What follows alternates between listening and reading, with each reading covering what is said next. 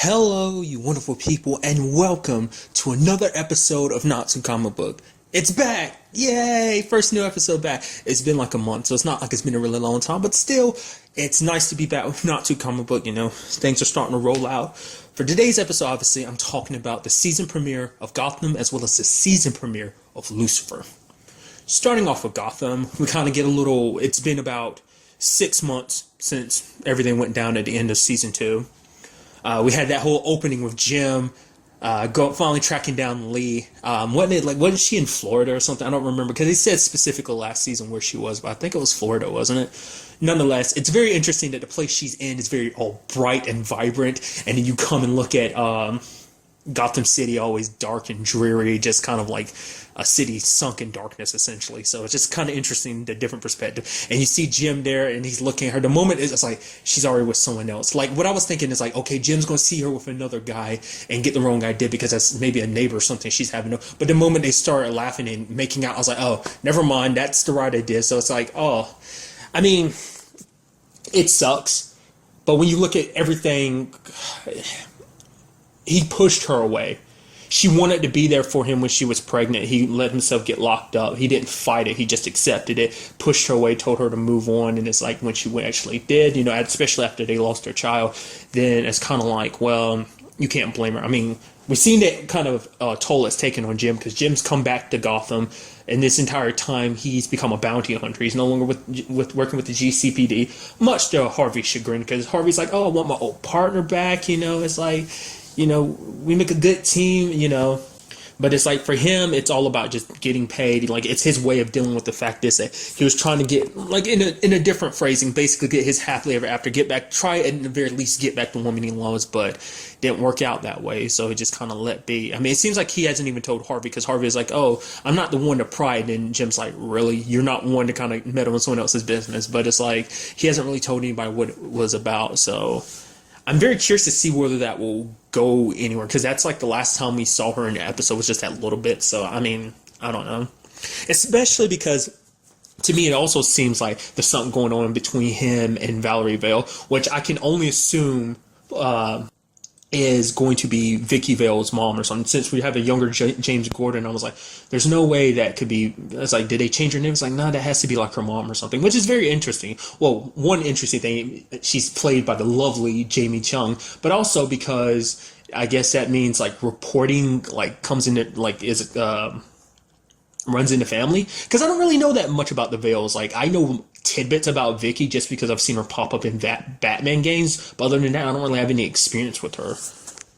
I think the most recent one was like the Telltale Batman game. She was in like the first episode, and so I know I'm going off track a little bit, but that was just kind of interesting to me, and it just seemed like they might have a bit of a relationship because like I'm like there might be something there, some sparks there because when she was taking that picture and she was looking, after he had caught that. I don't know what's the name for them. I guess I'll just refer to them as experiments because I don't want to be rude and refer to them as monsters or freaks. So I'll just refer to them as experiments. But the one that's kind of like a bat that had wings and everything, she was looking at the photo she developed and she was kind of smiling at Jim. So I don't know, maybe, like I said, maybe that'll play into the whole like, oh, when everything's said and done, Lee's back in town. It's like, yo, oh, Jim. And it's like, oh, you and Valerie. No, that's the thing. Because I do hope we do get to see her pop up more often. I mean, I feel like, considering she is a Vale, I would only assume it's like, okay, you're going to be popping up pretty often, aren't you? At the very least, I hope so, because I kind of like her and Jim being a team just because it just seems like, I don't know, I just kind of like the way they work with each other. So I'd like to see that kind of continue in the future. But obviously the main thing going down is you have Penguin. He is just like outright like, no, bring me Fish Mooney. I will pay $1 million to anyone who brings me fish. And, just because, I mean, really out of anything, he's more terrified than anything else. He's always been terrified of Fish because every time he thought she was gone, she's come back better than ever. Always with an army like behind her too. So she's using the experiments as a way of, amassing an army of her own because she will kind of, obviously like when you've had power and you've been seduced by it, you're not that quick to give it up. She wants to kind of return to being the queen of Gotham. I mean, that's how I look at it. Sadly, it seems like the more they use their powers, though, specifically her, we see it the most with her, but basically her body's rejecting the experiments. So it seems like it's happening to everyone, not just Fish. Or maybe, I don't know, because like I said, she's the only one that's shown signs so far, but maybe that's just because the others aren't using her abilities as much as she is. She went through the whole trouble of kidnapping, what was her name, Miss Peabody, but it turns like she can't help them. The only person that can help them is Strange, but even she doesn't know where he was. And the interesting thing about that is like why she's not locked up. She was on the I agreed to testify against Strange. So I mean, but sadly she didn't live past the episode because she ended up getting killed by that experiment dude who basically, in Fish's words, has basically the reverse of the Fountain of Youth. So whereas Fountain of Youth makes you younger, he can make you older until you decay. So that was kind of it's very interesting. Like we've seen tidbits of the powers. Obviously, we got Fish's kind of persuasion ability.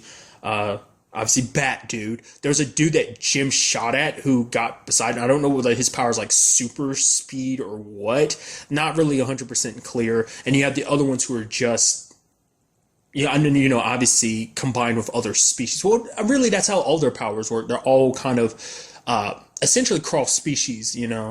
Kind of really, that's kind of interesting. I use that term because I'm crossing that over with Spider-Man, cross species and stuff like that. Particularly Amazing Spider-Man game, but nevertheless, why don't mix DC and Marvel here? But just I forgot they are all made from like their animals mixed in with their DNA and stuff like that. So I wonder what he was mixed with. I don't know. And back on the Penguin front, I mean, well, it's kind of a side thing to the Penguin front. We got Barbara popping up again. She's got Tabitha Gallivan's sister by her side, and it seems like Barbara stepped up to crazy even more because that dude slapped her. She's like, "Oh no, please don't hurt me!" And then she started laughing maniacally, and then Tabitha went up, slit the dude's throats, and then you have her just beating the dude down with a gun and just laughing and just getting really into it. It's like she really stepped up to crazy, and it's just like. It's really sad because when you think about where she started in season 1, it's like, oh, she's so now she's this. She starts so normal, now she's this, and it's just kind of sad, especially because it's like, oh yeah, Jim eventually has a daughter named Barbara. Which someone brought it up before. It's like, where will that go? Will they name Batgirl something else? It's like it's gonna be really weird naming your daughter after your ex.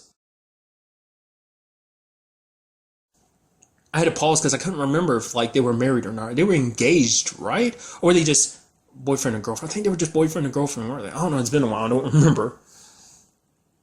No, I do think they were engaged. I don't know. Nevertheless, moving on. Just it'd be weird naming your child after your nutty. But what I also love is the fact is of Butch still being so head over heels for Tabitha that just like when they were meeting up at her bar because basically Penguin's offering his assistance to her and just like, oh, hey Tabitha, yeah, oh, you look good, and then just Penguin's looking at him like, could you please stop acting like a drooling idiot, like you just met the girl of your dreams in front of you or something. Just calm down. And even the whole fact is the guy that they ended up beating up and the guys they ended up killing were sent by Butch as some way of kind of giving Penguin an upper hand against them so that he could sway and hold it over Tabitha to kind of essentially a way of getting her back. And then I do love the fact is Penguin's like, okay, do your thing, whatever, I don't care. Do know this, Tabitha, you should be dead right now. I want you dead right now because I still haven't forgiven you for the whole killing my mom thing. Don't worry, I never plan on forgiving you for that. But the only reason why you're alive is because Butch wants you alive. But the moment because you broke his heart and everything, but the moment he finally sees reason, you're done. So I don't know, I'm very curious to see like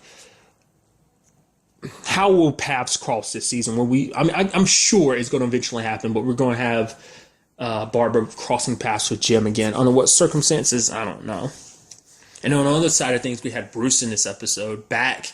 Love that whole like calling a board meeting thing and basically being like, okay, I know about this secret organization, the Court of Owls. Obviously, don't never mention them by name. Like I said, the only reason why I know that name at all, I wouldn't know it because it's never come up in anything of any Batman I've experienced. Maybe it's come up in other series, like even animated series, but I've never saw those episodes. But it's something I've never come across in any Batman material I've ever come across before. So the only reason why I know the name is because someone else was like, oh, it'd be kind of cool if Gotham did a Court of Owls story. So that's the only reason why I know this.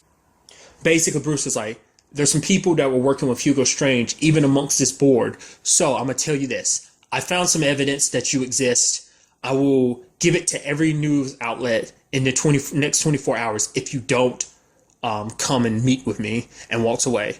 And you had that dude named Crowley. Now, I feel like that name rings a bell somewhere. Maybe I'm full of crap. Maybe he is just a Gotham like specific character, but Crowley, it seems like it rings a bell for some reason. But I love the fact is he was like kind of laughing at Bruce, and then Alfred's like, "Yo, shut your mouth. Didn't your mom teach you any manners?"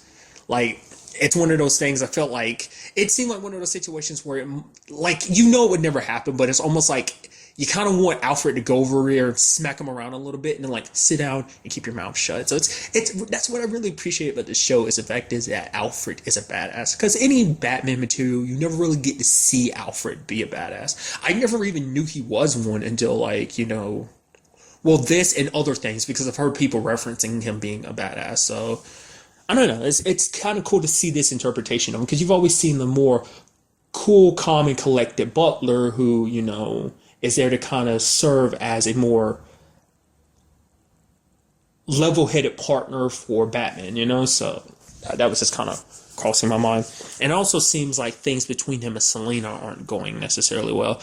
Because I guess for Selina, it's always kind of like Bruce comes into my life for a little while and it's fun and she likes, being around him and stuff. But then he leaves and she just kind of left kind of to her own devices. It's kind of like, I guess in a way it could almost be looked at as if Bruce is kind of like treating her almost like a charity case. I'm sure that's how she kind of views it sometimes, just because it's like, oh, you're only here obviously when it's convenient for you and you want to make me feel like you can help me out of my situation. I don't need your help. I'm fine on my own. I've lived on these streets. I've handled things on my own for a while, way before I met you, so I'll be fine without you. So, but we also had referred to him as the other Bruce, the experiment Bruce. Don't even know what purpose he serves. Maybe Hugo was planning on kidnapping the real Bruce and replacing him with this the lone character, other Bruce. I don't know. Maybe that's what that was going to be.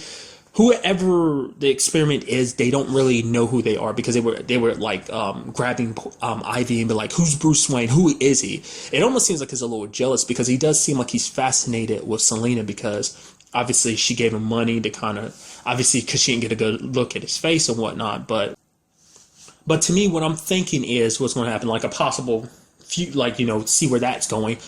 Eventually, he might disguise himself as Bruce, cut his hair and and be like, oh, try to adapt himself, because he's probably going to take this time to learn all there is to know about Bruce. So I'm sure that's going to be a story, kind of almost like the whole Clayface situation, but a little more harder to tell.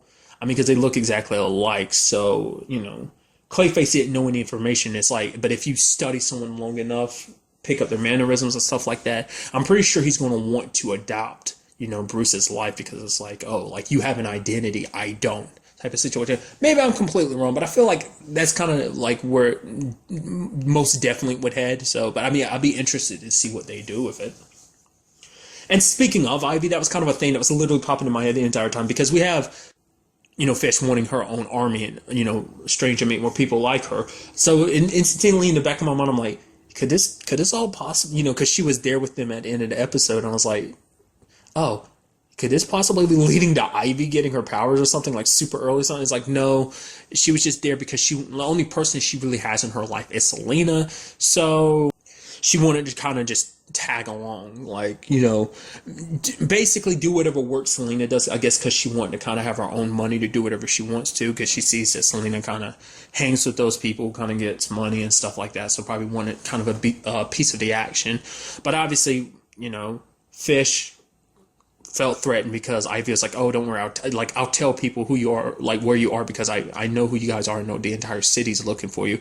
And ended up, chasing her, and one of her people start chasing her, and she ended up falling. Selina's crying, so she probably thinks maybe Ivy's dead. It's like, obviously she fell down to like that open pipe and she's okay, but Selina doesn't know that for sure.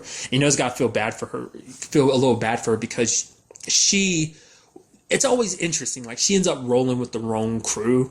It's just because even though she's very independent, it does seem like at this stage in her life, she rolls with people because it's like, these are powerful people, so I can, learn to trade, learn how things go, and then eventually I'll be able to do things on my own. Because I've always known Catwoman. Yeah, she's worked with other people, but it's like she's always very independent. She goes about things her own way. So it's very interesting to look at Selena and be like, okay, you're always bunching up with someone, especially with Fish. But it's just because, I guess, because, she's a powerful woman, and it's kind of like, oh, she's kind of an evil role model for like a young aspiring thief, so. Well, I say aspiring thief, but she's a pretty big thief on her own. So, and then basically at the end of the episode, we had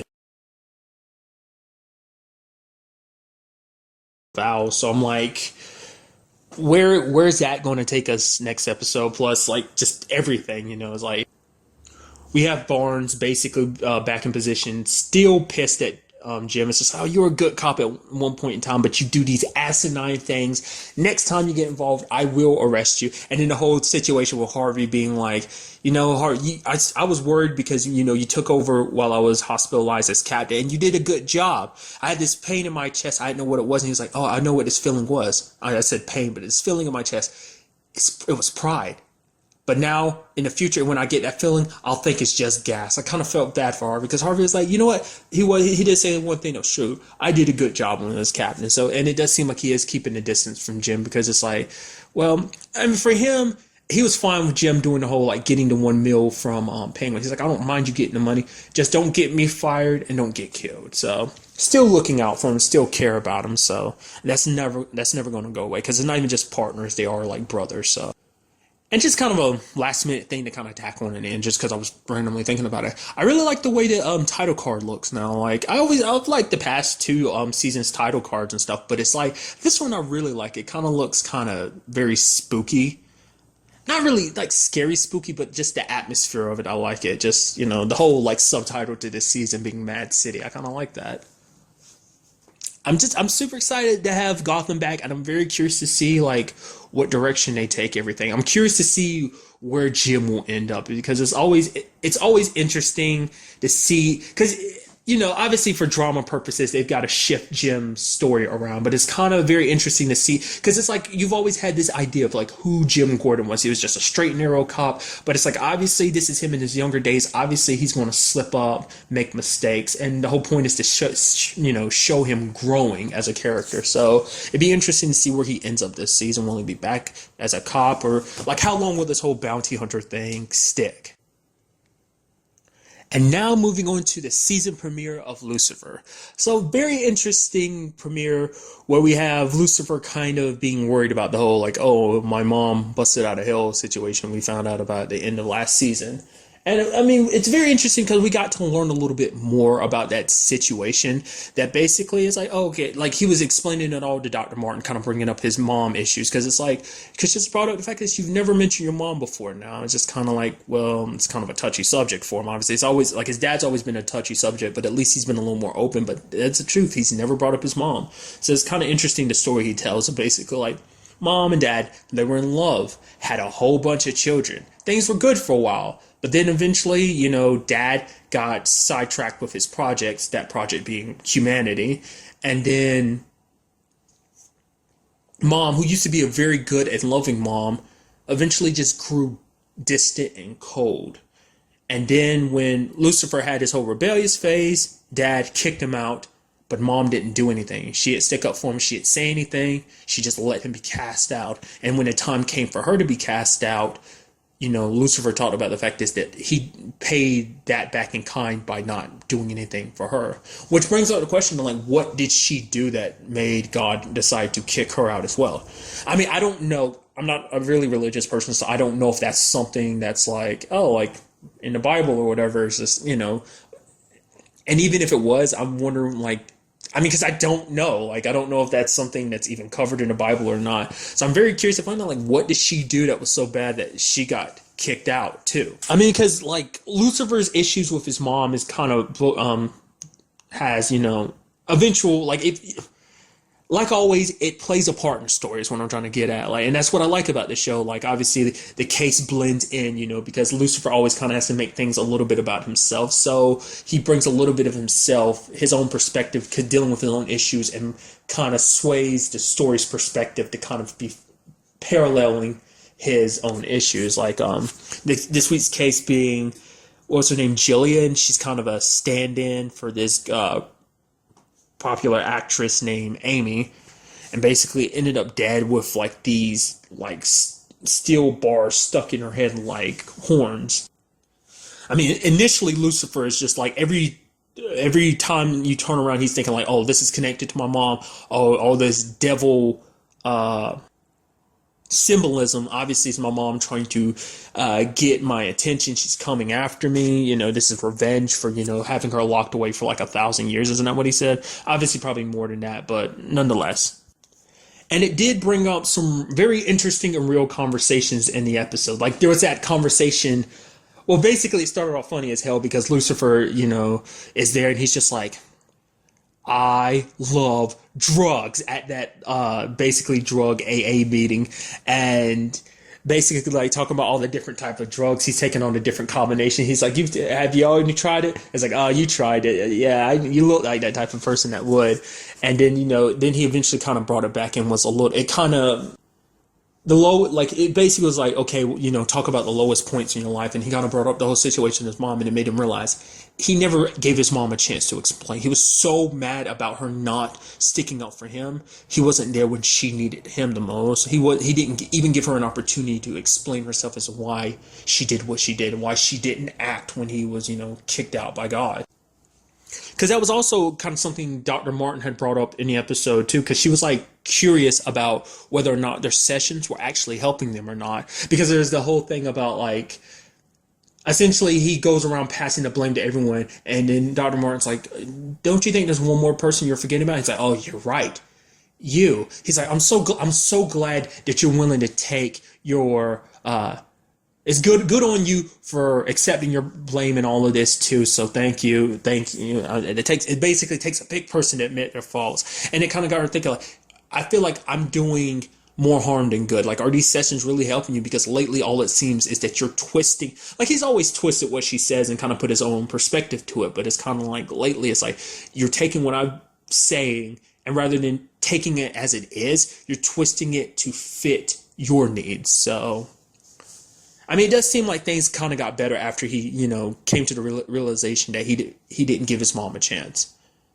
And it still didn't make him feel better because he's like, at the end of the day, like, maybe she's not here for revenge, but, what makes it scary is like, what is she here for? And I mean, obviously we had the whole thing at the end of the episode where we have her stumbling in, and she's like, it seems like she's in need of help. So it's kind of like, what went down? Hopefully we get like a lot of answers about like I said, my earlier question of being like why she got kicked out in the first place. But obviously I'm skipping over a lot of stuff. I need to trail back. For one, the case. We finally figured out what happened with this whole case situation. Like, the thing is that Jillian was helping Amy actually get sober. They were actually friends. They were kind of having arguments. Like, that's kind of why I was kind of like, oh, Amy's totally the one that killed her. That's why Lucifer was thinking like, oh yeah, totally my mom's totally got to be an Amy. And so he went to confront her, and did she start taking off her clothes and kind of like making out with him a little bit. He's like, wait, okay, I'm wrong. You're not the person I thought you were. Because if you are the person I think you are, this will be the most evil thing that's ever happened to me. I loved it. And just how uncomfortable he was. And then Chloe walks in and is like, what's going on? He's like, oh, thank goodness that for once, this is not what it looks like. But what we ended up finding out is that basically the killer ended up being the lady that was essentially, Jillian thought of her as a mom. And basically she was the original dealer that sold to Amy, because basically she was a nurse at a hospital. She'd take some drugs, skim some drugs off the top and sell them to Amy because Amy was her biggest client. But basically Jillian kind of got her sober, and her quote unquote mom wasn't having that, so she killed her because it was just kind of like, how dare you take away my biggest customer. And so they decided to frame the her new drug dealer. I mean, because that's what kind of sparked the argument between us. Because the fact of the matter is, she had kind of relapsed again. So, well, Amy had relapsed, and that kind of got Jillian started. So it's kind of sad. She got killed by a person that she cared about a lot, the person that she put a lot of trust in. Because you even had that lady being there at the beginning of the episode. It's like, oh, I thought she was going to do great stuff. I'm the one that got her the gig. I'm so proud of her, essentially. And to saying all that BS about, oh, Amy's a bad influence for her and crap like that.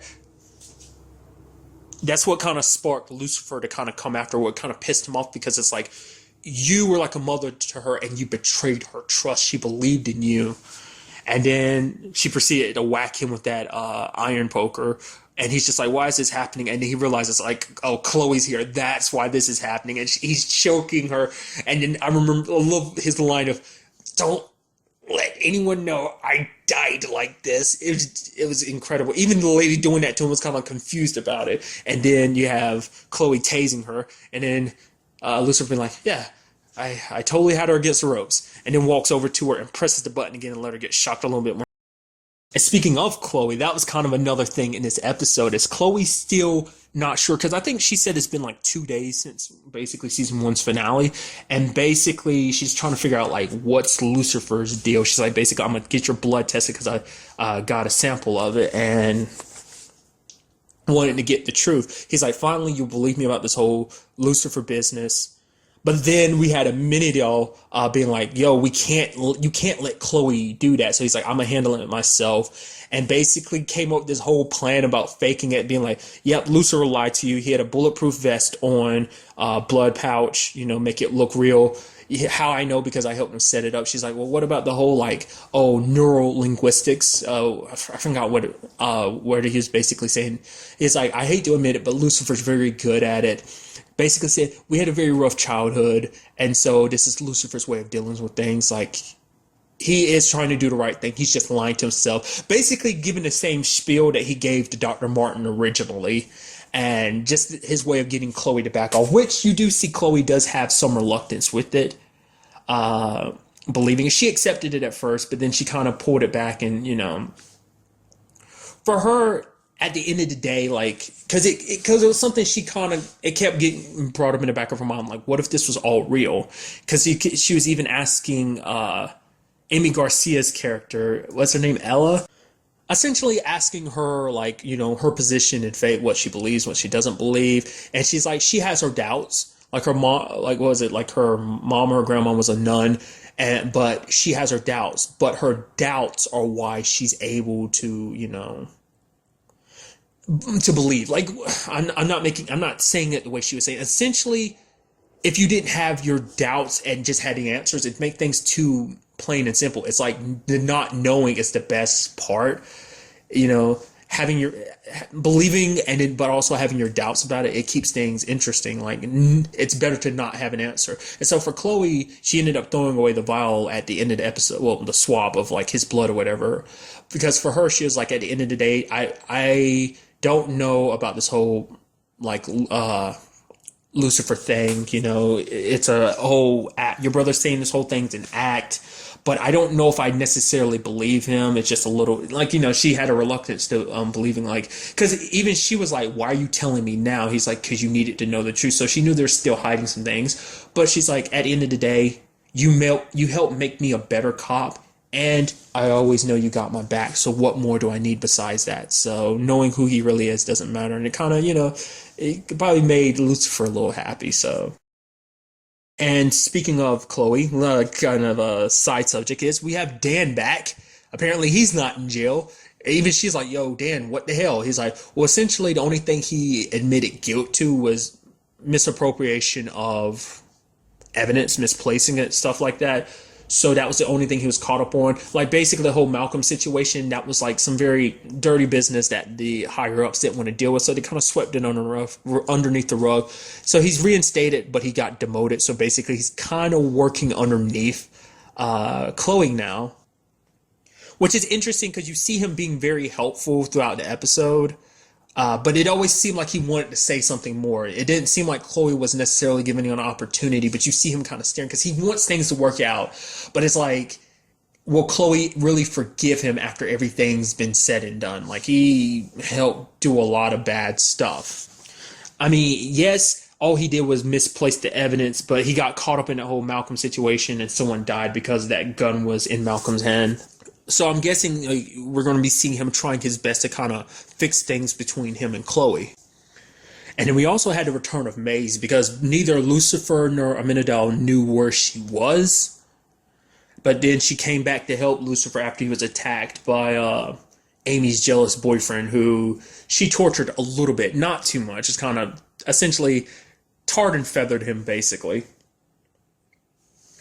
But there was a point, across Amenadel's mind and Lucifer's mind that it's like, maybe with Maze being gone, like she happens to disappear around the same time that Mom gets out of hell, so they were thinking it's a little suspicious, but she didn't let her out because apparently it seems Maze was the one that tortured her for all those years, and it also congratulated his mom being like, she was the one person that never broke. So she essentially is saying like they're stuck on Earth, and then basically this entire time she's been away trying to find herself. You see Lucifer kind of laughing a little bit because it's hard for her to kind of express it, but she's trying to find her place in this world, essentially like Lucifer is, because she's like, oh, so now you said this case was important to you, so why are you going off to help Chloe? He's like, I guess you don't understand, like, there's stuff about me that you don't understand either. And it's like they're both in the same position, even Amenadel, they're all trying to find their place now, It seems like to a certain degree, Lucifer's kind of found his with Chloe and just helping solve mysteries and stuff like that. So I say mysteries, but more specifically cases, stuff like that. I mean, technically that's all connected, but you get my point.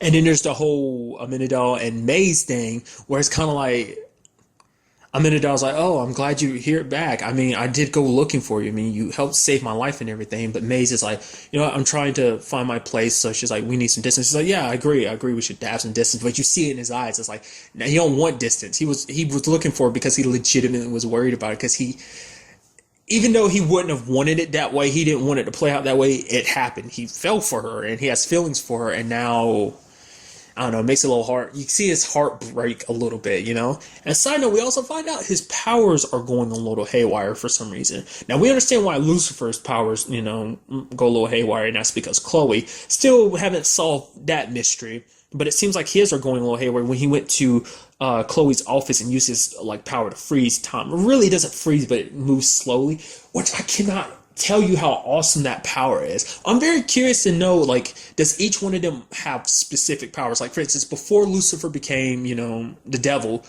as an angel, did he automatically have that power, like the power of persuasion and stuff like that? And it's freezing, not freezing, slowing down time like that. Is that something specific to Amenadel, or is that something, other angels can do too? Because it's like, is that something Lucifer lost? Or, like I said, do they all have their own powers? And I'm very curious to see, will we ever get, other angels, other kind of demons popping up? It's like we had their mom kind of breaking out of hell, which would kind of be interesting because it's in the back of my mind. I'm like, since I'm bringing this up about seeing other demons, it'd be kind of interesting if at the end of it all, this is all some elaborate plan by her mom, Lucifer's mom, to basically be like, oh, I'm here, I need your help. And it's like, actually, I'm working behind the scenes to basically break a lot of people out of hell to kind of bring them here on Earth. I think that'd be kind of interesting, but it might not go to that extreme. I am very curious to see where that storyline goes. But also, why is Amenadel losing his powers? Could it be connected to Maze? Because the power started he was there rummaging through her desk, and then time started moving again. And he was just like, wait, what? And you see that in an episode, he's trying to stop something, but it kind of falls anyway. So it's like, what's happening to him? Like I said, it does make you wonder, is it kind of is something else influencing him just like Chloe does? Like I said, could it be the whole Maze situation? Or could this be because it's maybe it turns into a situation where he's kind of like, oh, I'm losing my powers because the heavens have turned against me, because they feel like I've turned against them. It's like, oh, I've laid with a demon, even fallen for a demon, and I haven't taken Lucifer back to hell like I was supposed to, and Mom's out. So I feel like that might be his way of thinking about it, but maybe there's other reasons behind it. So maybe what Lucifer thought was happening to him was that he was becoming 100% mortal, and maybe eventually that's actually what's happening to Amenadal now. And since I'm talking about that, because something I was thinking during the episode was, well, we know that Chloe basically makes Lucifer mortal. I was wondering, like, I was thinking, like, she would test his blood, but it turned out to be normal because she's around his blood, that his blood will immediately turn normal because of that. That was kind of my thought process on that. And maybe I was completely wrong about it. Maybe it doesn't work to that extent. Maybe it's just Lucifer's being is affected, but maybe not something like his blood. Because another thing I'm wondering about is, we know Lucifer's mom, like the reason why she looks the way she does now is because she enters a body, specifically a recently deceased person. So does that mean that applies to all of them too, or is that their original bodies? I kind of get the feeling that's possibly their original bodies, like Maze's, Lucifer's, and Amenadal's, or maybe they all went into recently deceased people too. I feel like that won't be the case, because if that was the case, he wouldn't be so willing to let her, Chloe, to test his blood. But like I said, maybe inside of him, like now that he's inside the body, like the blood changes. I'm very curious about that, because that's not really, since that was already brought up like that, that did kind of get me thinking, maybe that's not really Lucifer's real body. Maybe they no longer have, like, well, crossing realms and stuff like that. You have a very ethereal body in the other realms, and once you cross over this realm, that body disappears, so you need to be in a physical body. Or maybe, if that was the case, that'd be interesting, because you'd have people coming after Lucifer being like, oh my God, I know the person, they're trying to talk to him like, I know you, because they're talking to the person whose body Lucifer has possessed. And it's like, oh, Lucifer, who is this person? I don't know who you are. It's like, oh, I'm your sister. I thought you were dead, but you've been alive this entire time. I think that'd be kind of interesting. I could be completely full of shit. Like, this could legitimately be his body. Maybe, they have special circumstances. Maybe in Amenadal's case, it's like, because he has permission to be here on Earth, he got special access, to bring his body with him. Maybe, Lucifer being who he is, maybe the rules don't apply to him. I don't know. I don't know. Maybe that is legitimate in their bodies, and maybe I'm completely overthinking it. But still, it's fun to think about, Nevertheless, very good episode. I'm very happy to have Lucifer back, and I just cannot wait to see where this season takes us. But that's really all I want to talk about in this episode. Till the next time we meet, be happy, be safe, live life to the fullest, and enjoy it. Good day, and goodbye.